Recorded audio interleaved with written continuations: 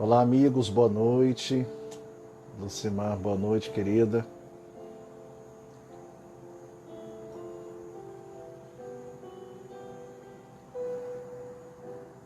Tudo certo?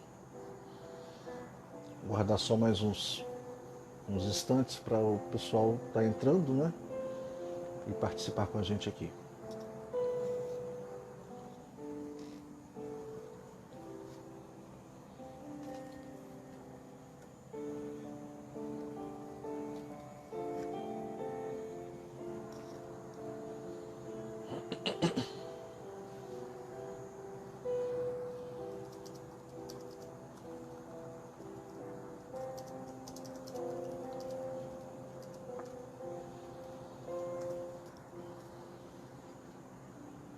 Boa noite, Maritza, querida.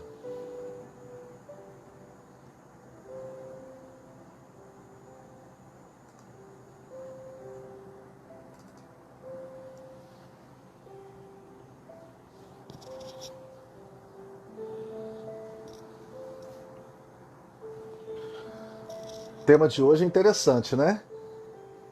Se tem um assunto que costuma encher as palestras e causar uma grande curiosidade, é exatamente a obsessão e o processo obsessivo. O som, tudo ok? Acredito até que a qualidade da imagem está um pouquinho pior do que da última gravação, né? Boa noite, Dan.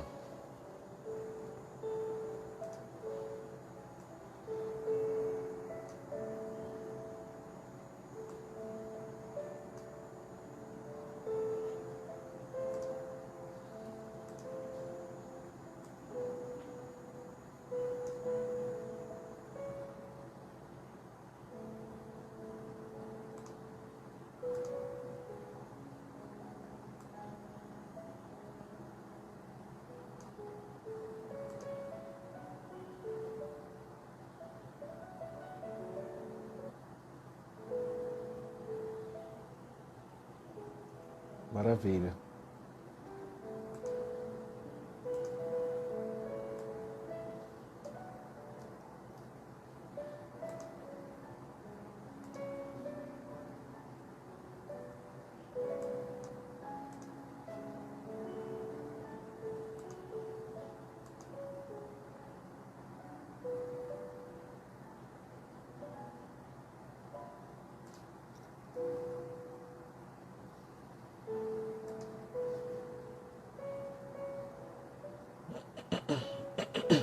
Boa noite, Washington.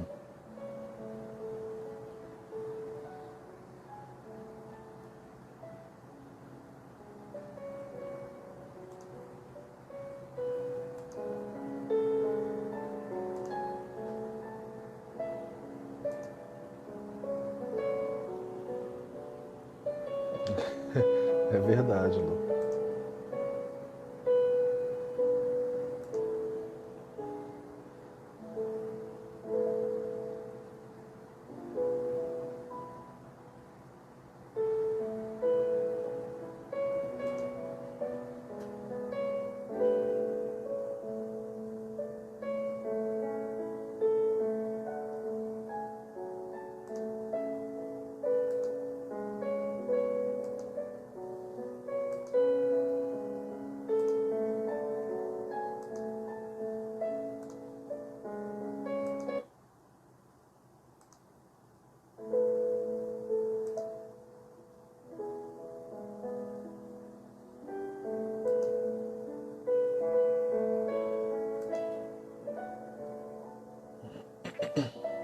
Boa noite, Jô.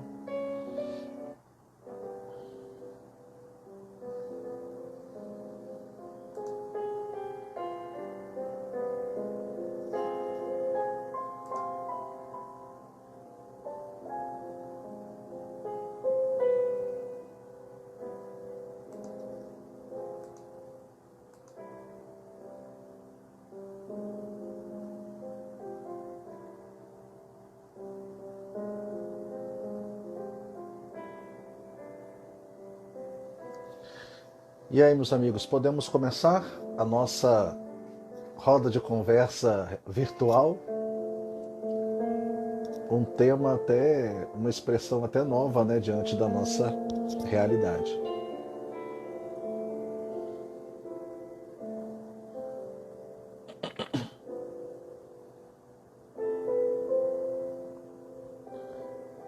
Música ao fundo instrumental do nosso grande compositor Eduardo Barreto.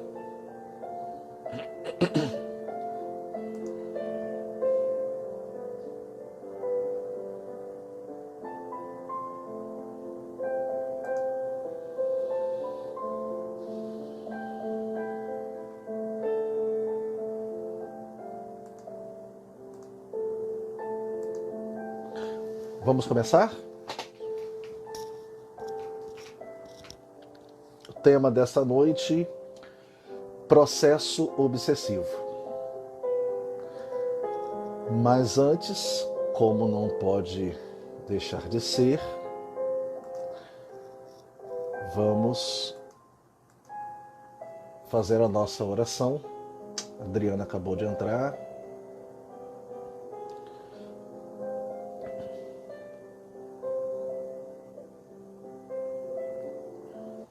Boa noite, Elka, querida. Muito bom ter você aqui. Você é uma grande inspiração para todos nós. Amigos, vamos fazer a nossa oração para a gente começar? Vamos lá?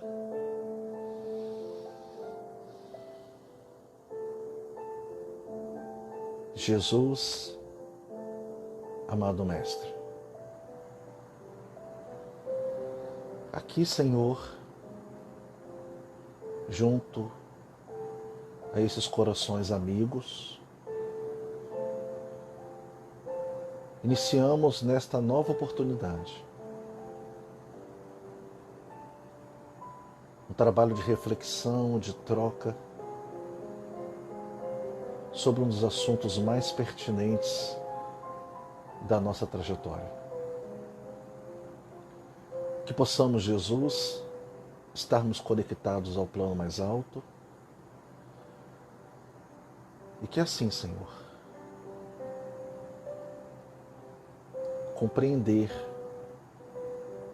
a importância do estudo da nossa doutrina consoladora frente às atribulações do nosso dia a dia.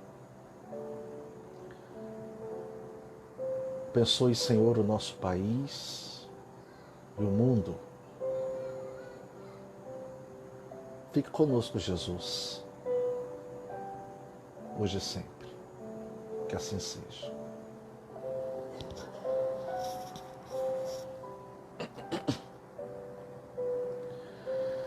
Amigos,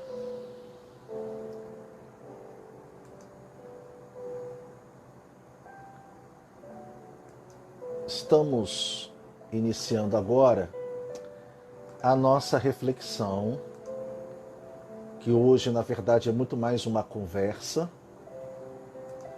sobre processo obsessivo. Processo obsessivo, falaremos um pouquinho sobre obsessão, sobre os personagens desta temática sempre tão aflitiva. Boa noite, Iracema. E na oportunidade de hoje, nós iremos fazer uma apresentação pontual do tema, mas gostaríamos de deixar muito claro que o nome deste trabalho foi Roda de Conversa proposital. A gente precisa trocar nesse momento, né? Então, caso os companheiros tenham algum questionamento, façam aqui.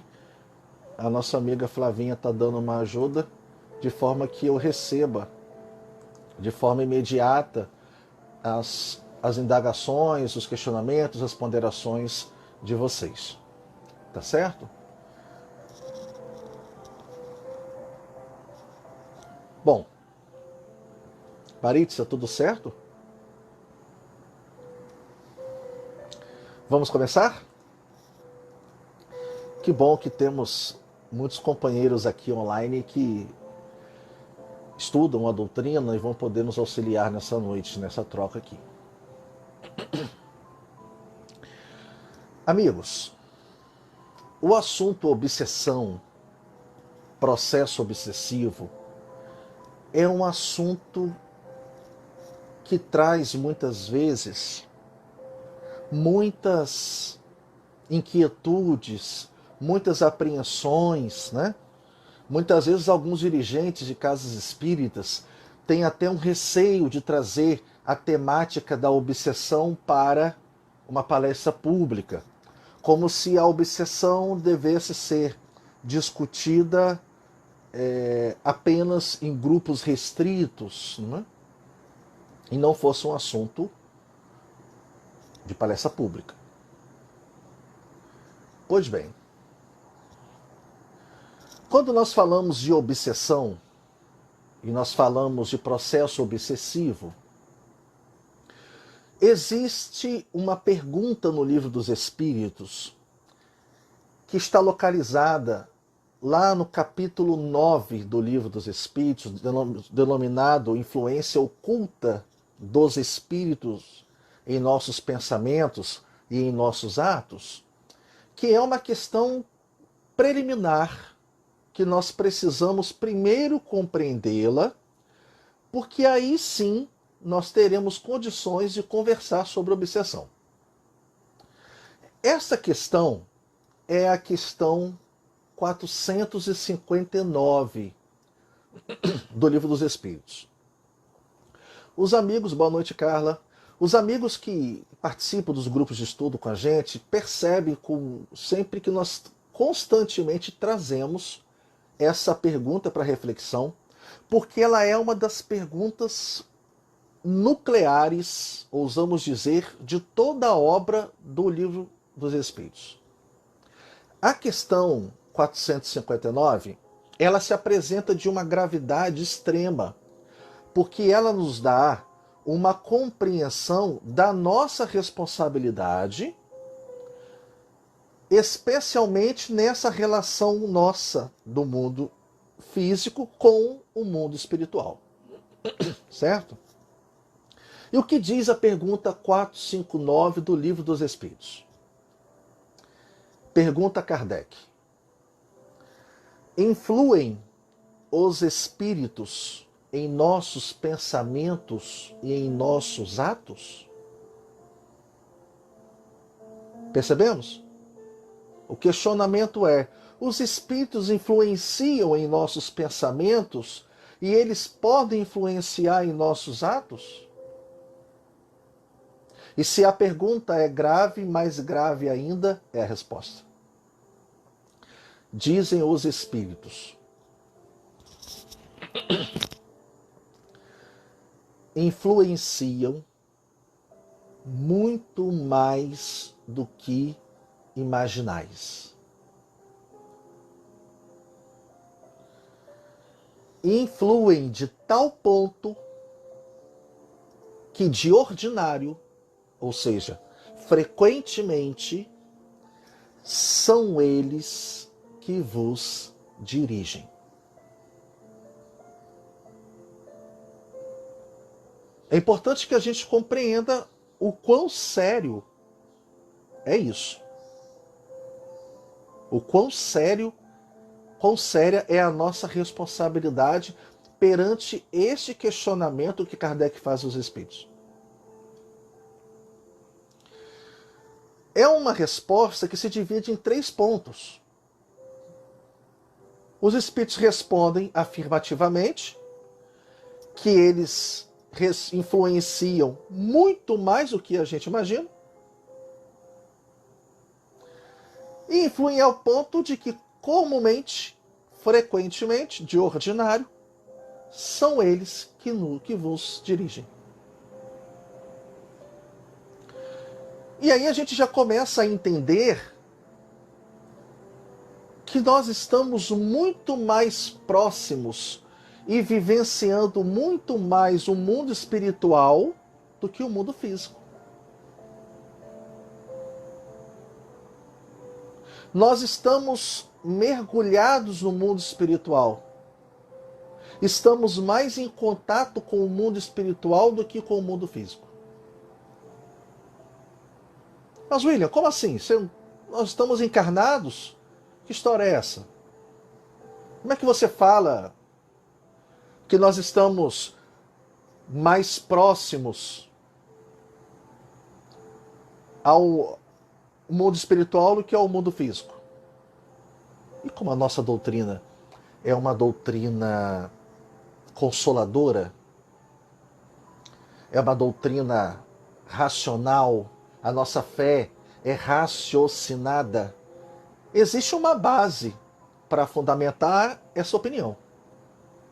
Vamos lá. Por que nós acreditamos que os espíritos, que nós estamos mais próximos do mundo espiritual do que do mundo físico? Quantas horas tem o nosso dia?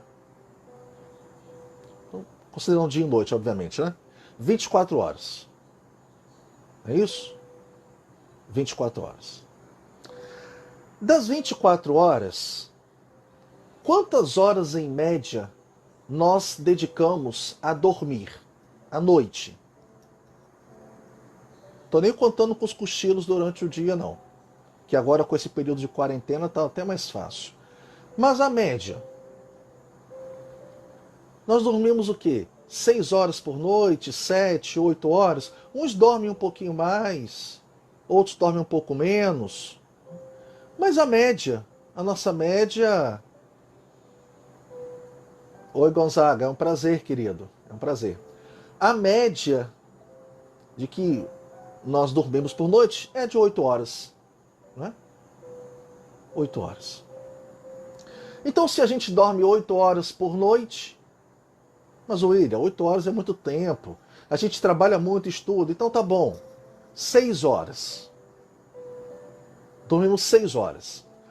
Então, nós sabemos que quando nós dormimos, ocorre o fenômeno ou o processo da emancipação da alma. Não é isso?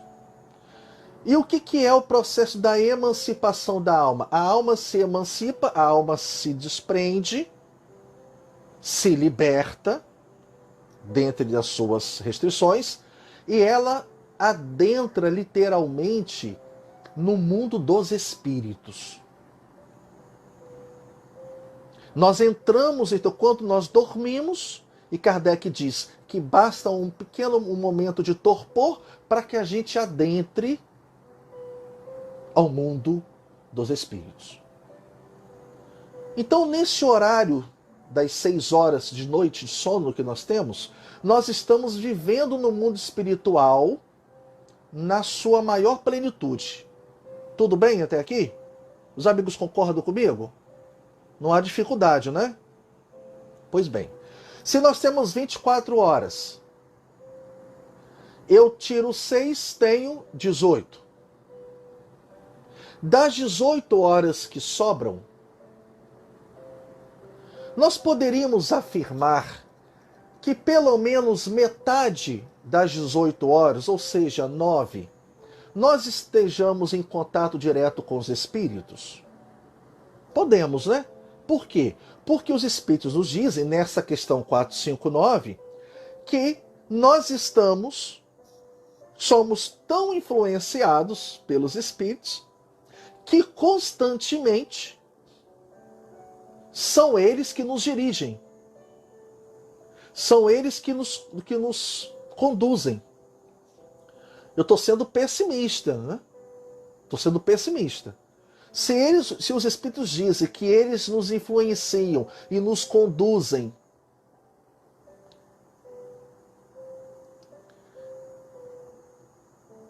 constantemente, então, sendo pessimista, metade do tempo nós somos influenciados pelos espíritos.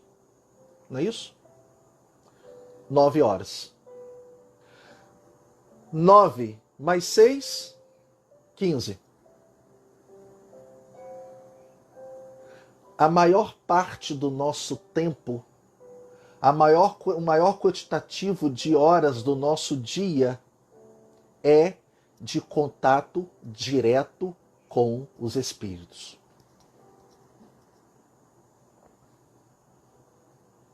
Fé raciocinada. Então a gente pode perfeitamente compreender, com base nesse raciocínio da nossa vida cotidiana, que nós estamos mergulhados no mundo espiritual.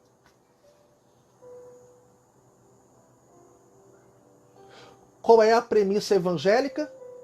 De que nós estamos cercados por uma nuvem de quê? De testemunhas. O apóstolo não dizia testemunhas da vida física.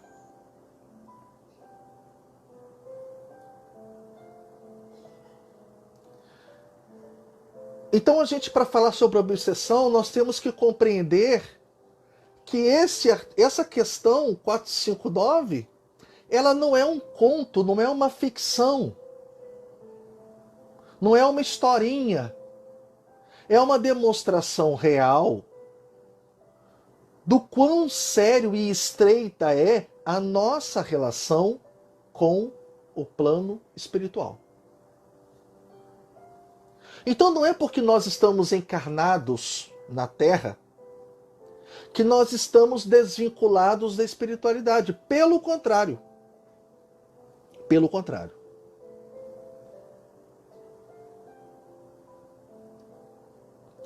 Tudo certo, amigos? Tudo claro até aqui? Influência dos espíritos em nossos pensamentos e atos.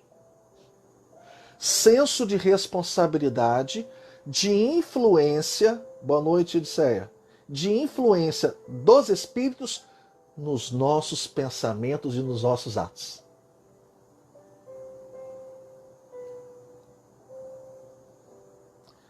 Aí sim, uma vez que a gente compreenda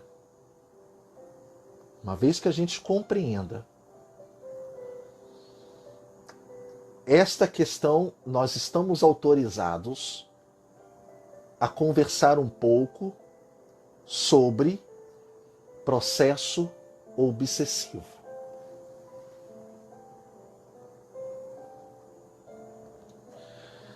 E quando nós falamos de processo obsessivo, nós estamos falando de dois personagens principais de uma história. E de uma história real. Muito mais presente do que a gente imagina. Um primeiro personagem dessa história é a figura temida, demonizada, satanizada do obsessor. Chega a dar um arrepio, né? Quando fala em obsessor. E qual é o nosso impulso? É de afastar.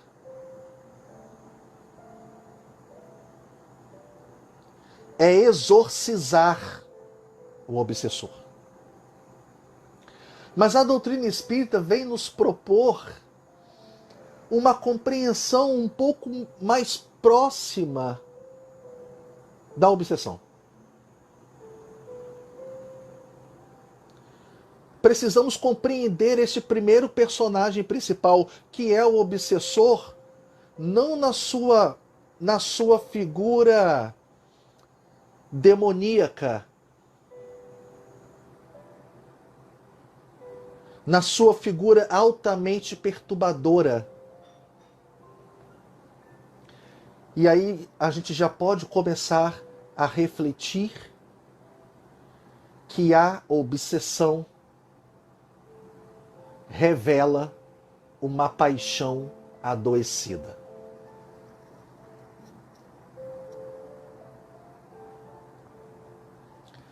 A obsessão revela uma paixão adoecida.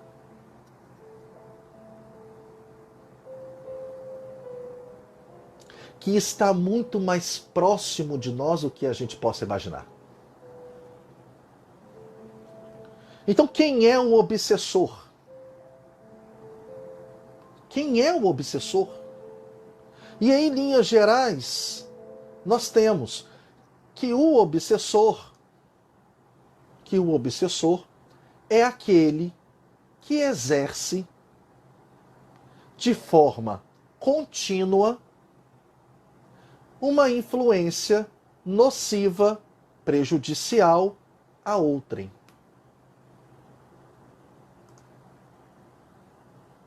Esse é o obsessor, que é o denominado obsidiado.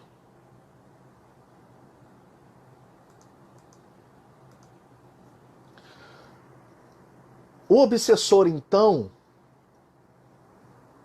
é nessa compreensão conceitual,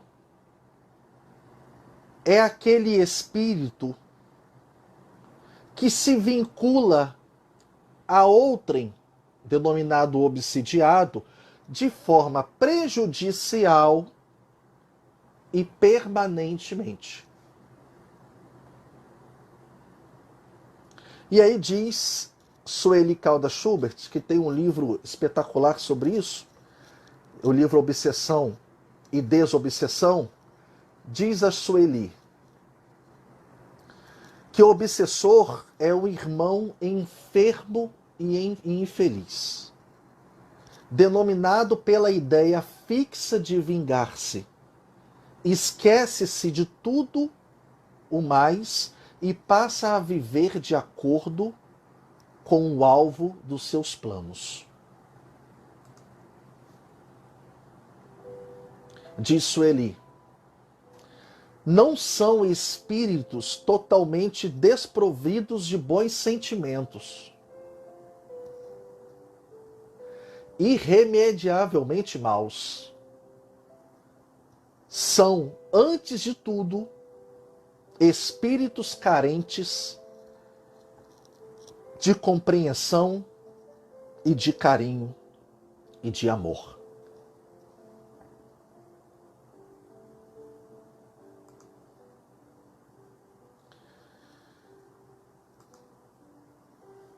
A doutrina, então, vem nos propor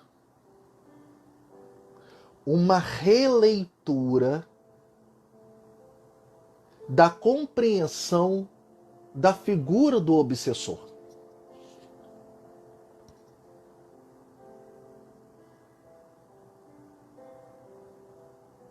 Nós só conseguiremos ter êxito no trato de um processo obsessivo quando nós deixarmos de ver o obsessor como alguém demonizado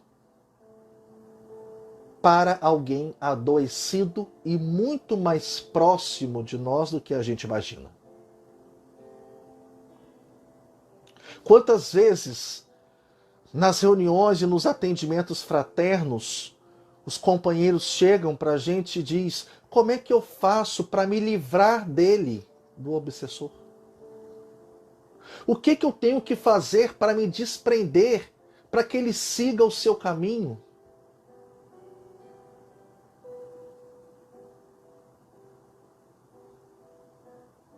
O que eu posso fazer? E aí essa compreensão da repulsa, da exclusão, é completamente ineficaz para tratar o processo obsessivo. E Maritza muito bem comenta aqui para gente que muitas vezes os obsessores são nossas vítimas. E é verdade.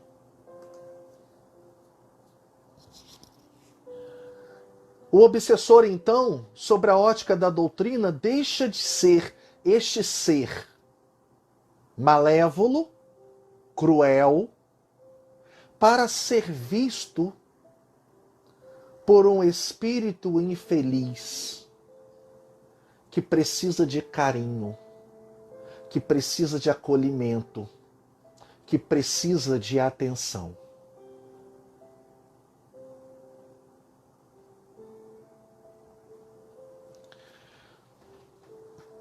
Quantas vezes nós presenciamos nas reuniões mediúnicas que determinado espírito se encontra num estágio de raiva, de cólera exacerbada, de intolerância, e o dialogador conversa e roga o auxílio dos espíritos amigos, inclusive dos coordenadores da reunião, os coordenadores do plano maior, apelam para tudo que é patrono, o patrono da casa, para Bezerra de Menezes, para Ismael, para Jesus, e nada parece surtir efeito.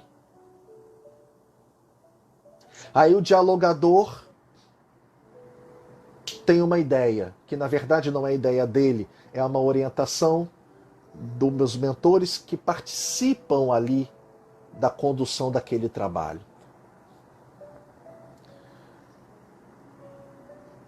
Quem é que consegue quebrar aquele clima de ódio, de revolta do dito obsessor? Qual é o espírito que é trazido para aquela reunião mediúnica? É o patrono da reunião? Não. Bezerra? Não.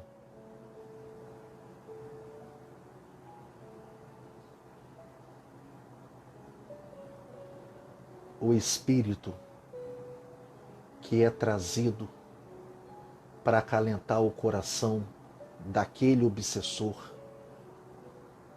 é a sua mãe, da última existência.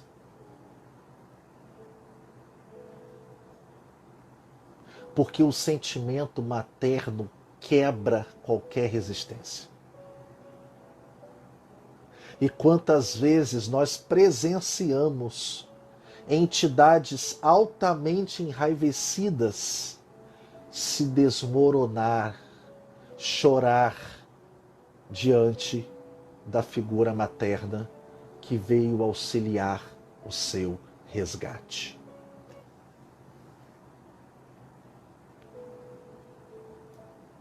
Porque a mãe tem a tarefa de acalentar, não é de julgar.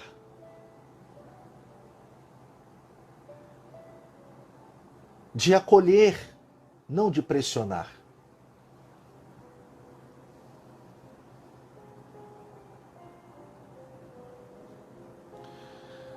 Então, meus amigos, é necessário fazer uma releitura da compreensão do obsessor.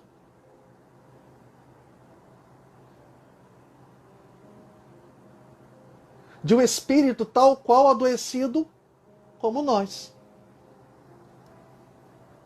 Que está infeliz, que está com uma ideia fixa e que se vinculou permanentemente ao obsidiado.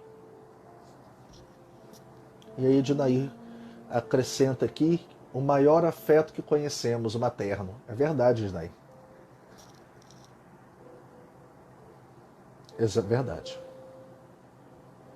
Jô comenta aqui, fazê-lo entender que nós estamos tentando não cometer mais os mesmos erros que cometemos com ele, que somos aprendizes. Somente o amor mudará essa situação. Somente. Somente. Então não adianta levantar voz para o obsessor. Kardec diz no Livro dos Espíritos que os obsessores, diante de um ato de exorcismo espalhafatoso, beiram o ridículo, eles riem. E Andréia comenta para a gente, sem esquecer que todos erramos. Todos erramos.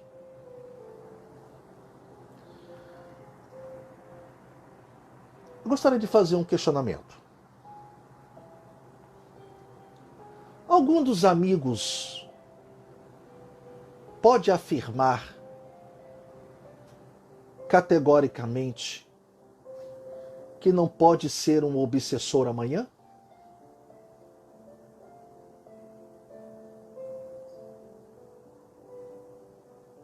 Ou que não estamos sendo um obsessor hoje de um familiar? Da entidade do espírito familiar que partiu?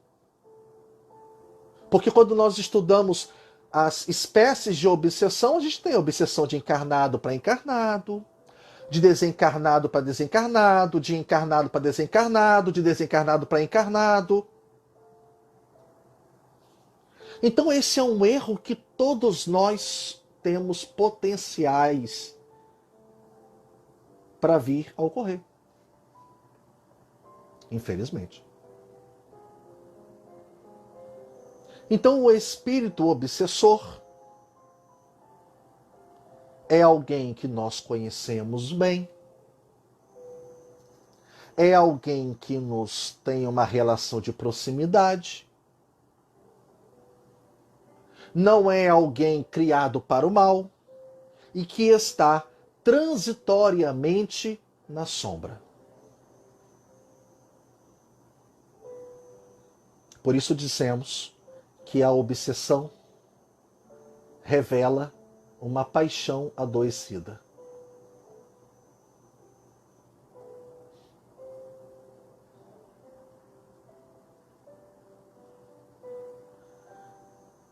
Exatamente, André. Então não nos acolhamos sem nenhum julgamento.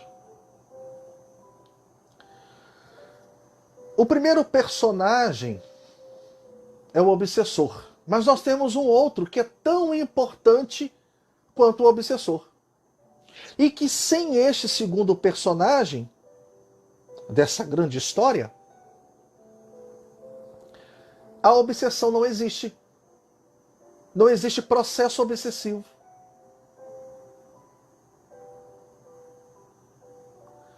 E qual é esse outro personagem? O obsidiado.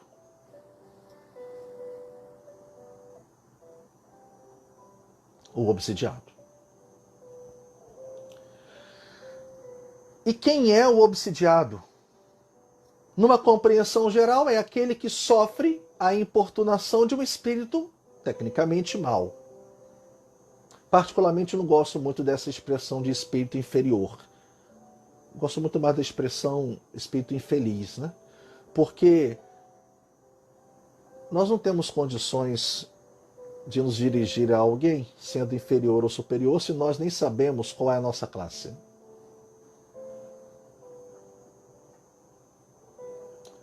O obsidiado, na compreensão de que é aquele que sofre a importunação,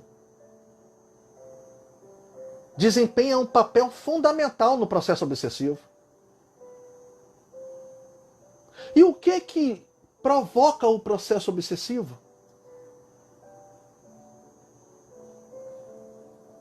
Sintonia.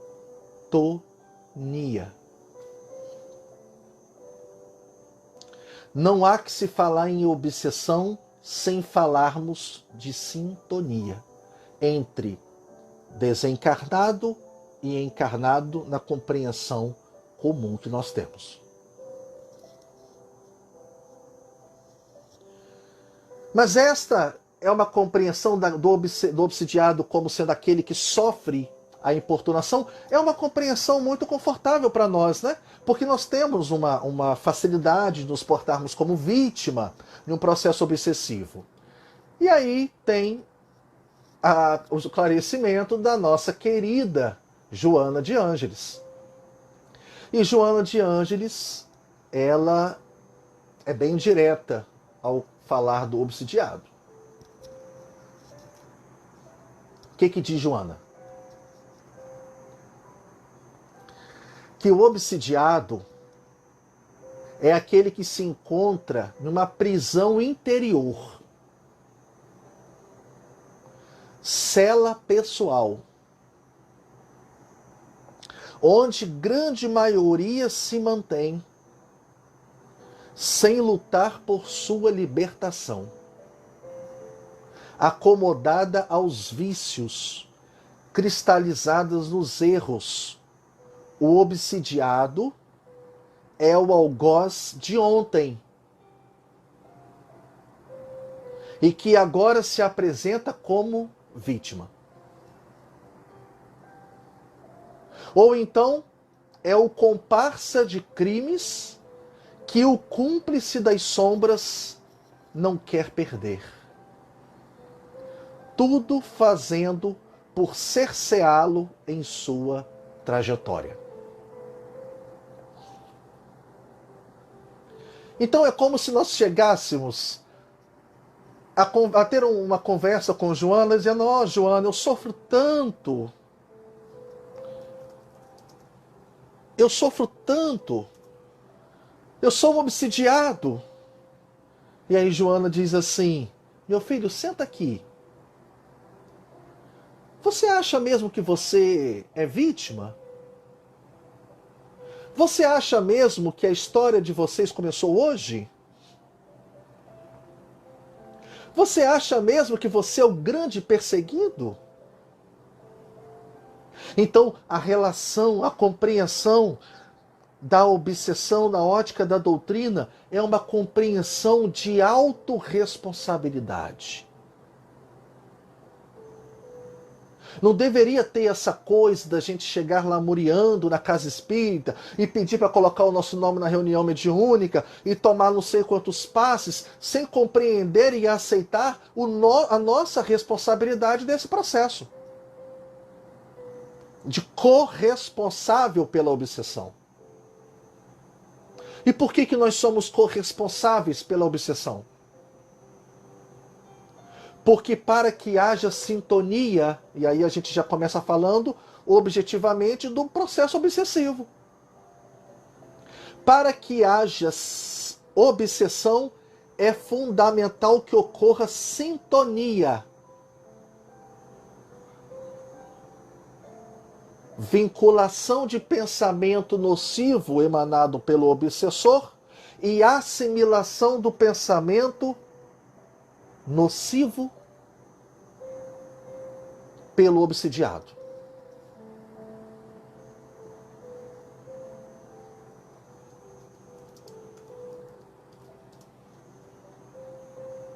É aquela história, cada um caminha a metade do caminho.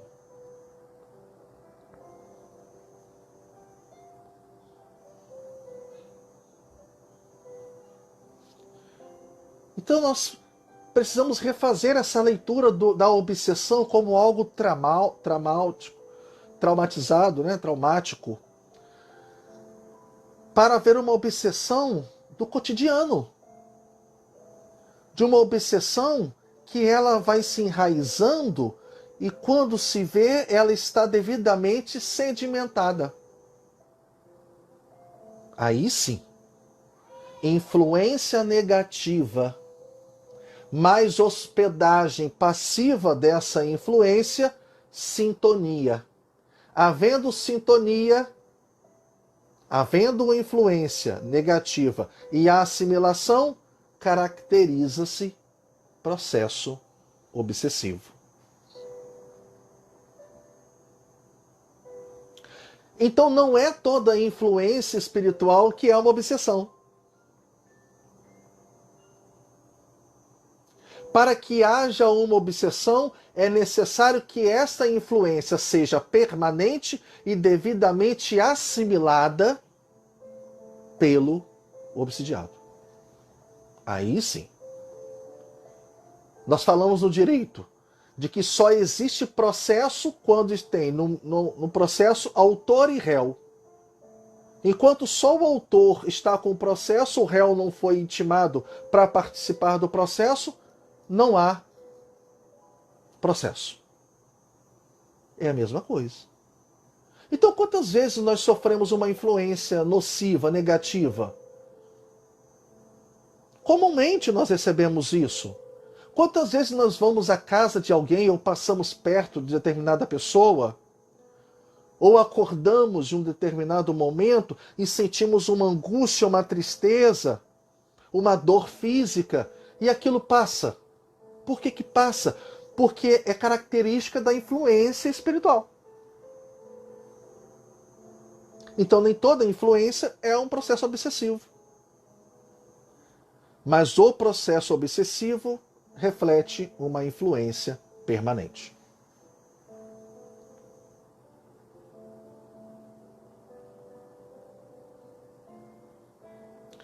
E Kardec traz para a gente uma questão interessante, que é a questão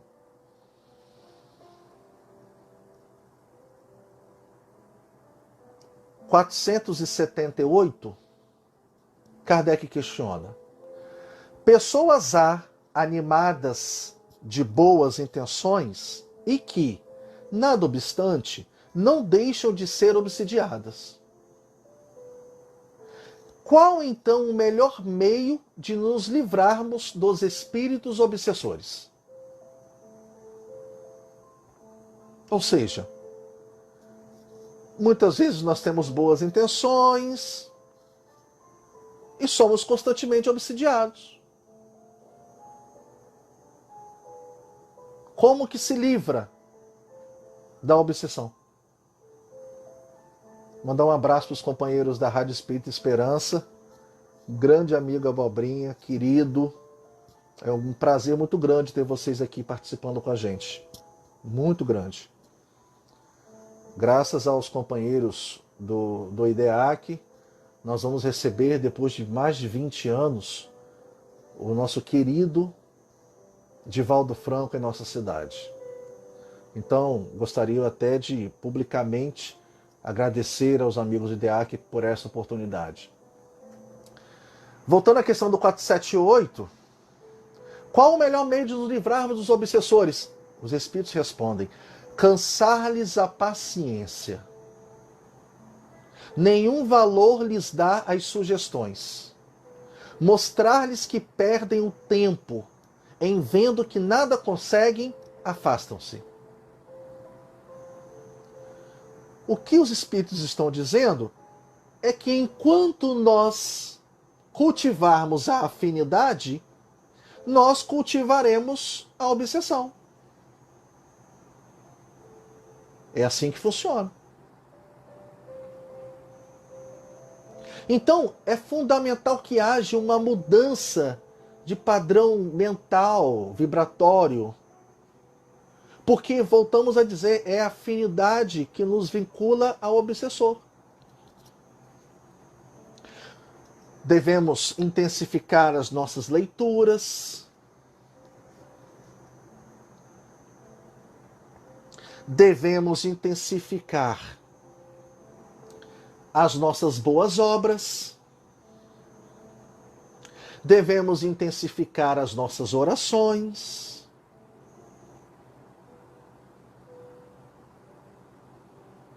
Por que isso?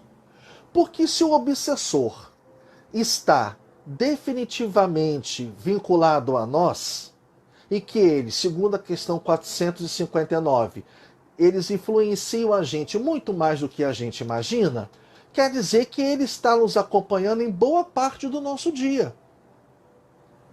Então, quanto mais nós dedicarmos o nosso tempo às orações, a leituras edificantes,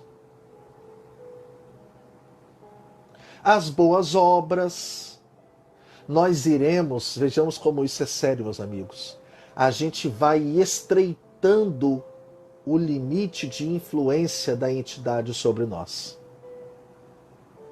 E o caminho é esse, do estudo, o Evangelho, como disse Andréia.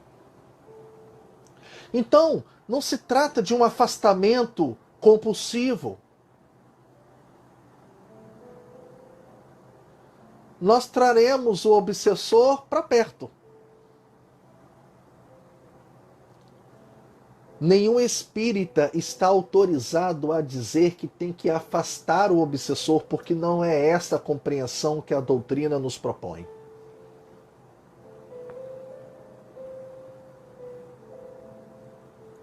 E sem dúvida nenhuma,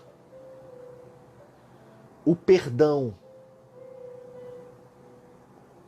é fundamental nesse processo de reajuste e de reequilíbrio psíquico. Então há dois comportamentos. Primeiro, meu irmão, toma o seu caminho, vai para a luz, vai procurar o seu rumo, me deixa em paz. E um outro comportamento, meu irmão, Me perdoa. Se você está vinculado a mim, eu sei que algum mal eu te fiz. Me perdoa.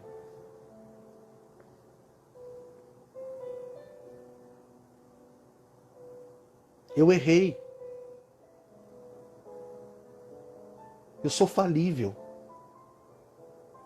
E aí nós lembramos daquela passagem linda do filme de Valdo Franco, que uma entidade vinculada a ele por mais de 40 anos,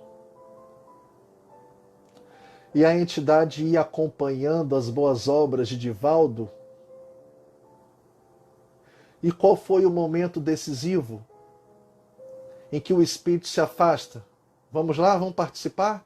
Quem assistiu o filme? Qual é o momento em que o espírito dito obsessor se afasta e abandona Divaldo, tocado por uma demonstração de Divaldo de carinho e amor? Quem lembra?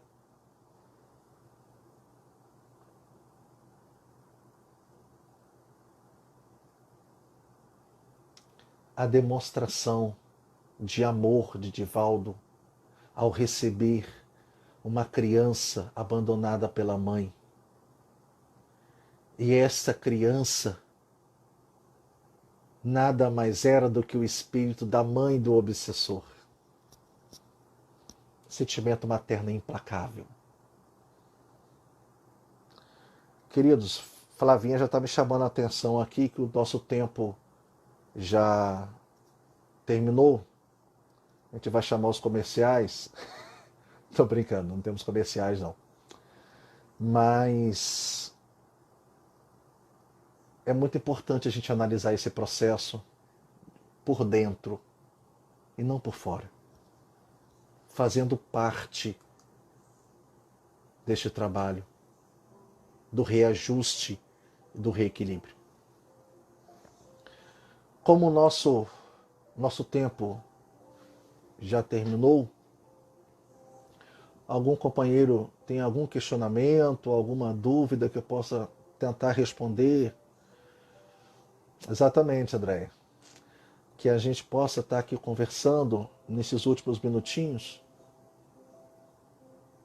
Nossa, gente, conversamos sobre obsessão, não teve uma dúvida, um questionamento. Que coisa boa, estamos tão inteirados então de obsessão, né? Tá aí um assunto que nos deixa muito próximos.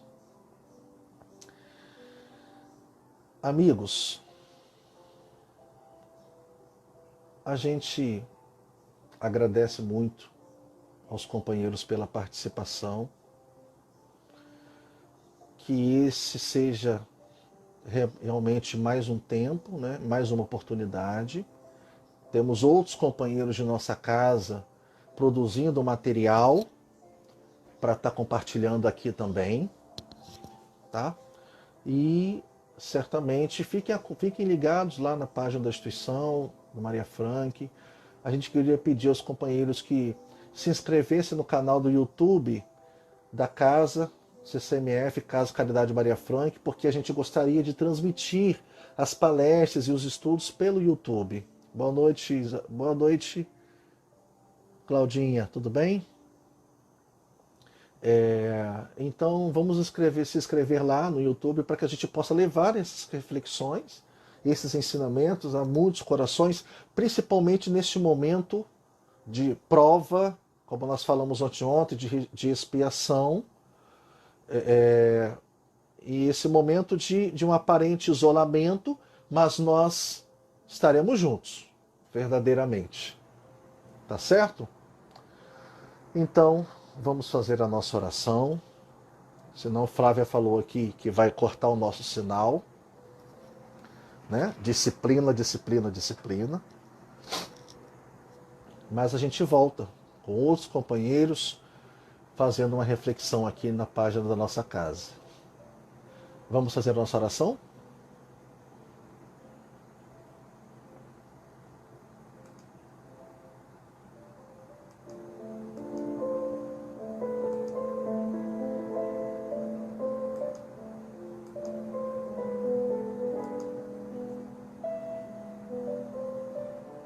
Jesus, Mestre querido,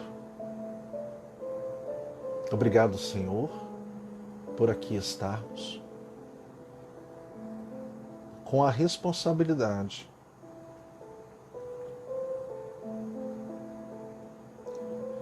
de compreender e divulgar a tua doutrina. Que possamos, Senhor,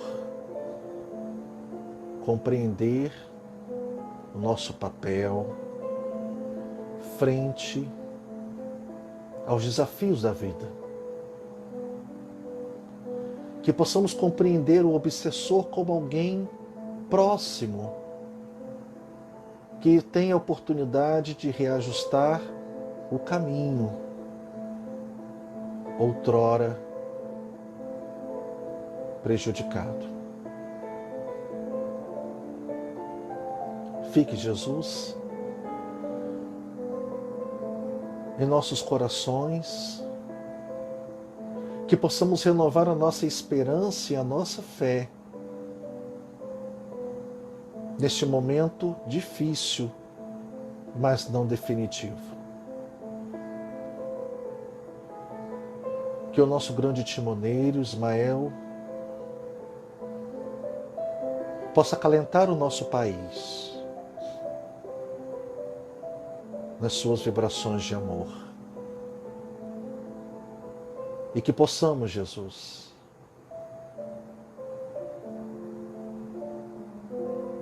fazer o nosso trabalho